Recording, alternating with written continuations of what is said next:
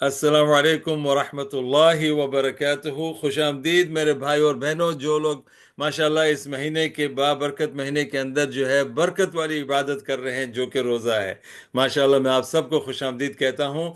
یہ ابھی ہمارا رمضان کا دوسرا ہفتہ شروع ہو چکا ہے، اور آج جو ہے 8واں دن ہے یہ رمضان کا۔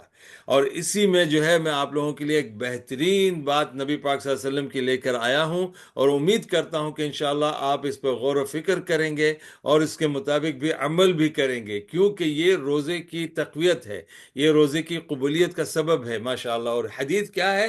نبی پاک صلی اللہ علیہ وسلم نے بیان فرمایا کہ لا یزال امتی بخیر ما عجل الفطر، کہ میری، یہ بخاری کی روایت ہے کہ نبی پاک صلی اللہ علیہ وسلم نے بیان فرمایا میری امت ہمیشہ ہمیشہ بھلائی میں رہے گی، ہمیشہ ان کو خیر و برکتی ملتے رہے گی، بشرط یہ کہ وہ افطاری جو ہے وقت پر کھول دیں، یعنی وہ افطاری میں تاخیر نہ کریں۔ یہاں تک کہ اگر آپ سفر میں بھی ہیں تو پانی اور کھجور اپنے ساتھ رکھ لیں، جس وقت بھی افطاری کا وقت ہو جائے فوراً جو ہے افطاری کریں، سارے کام کاج کو چھوڑ دیں، افطاری کریں، شارٹ افطاری کریں، مختصر کریں، اور پھر سیدھا اپنی مغرب کی نماز پڑھ لیں۔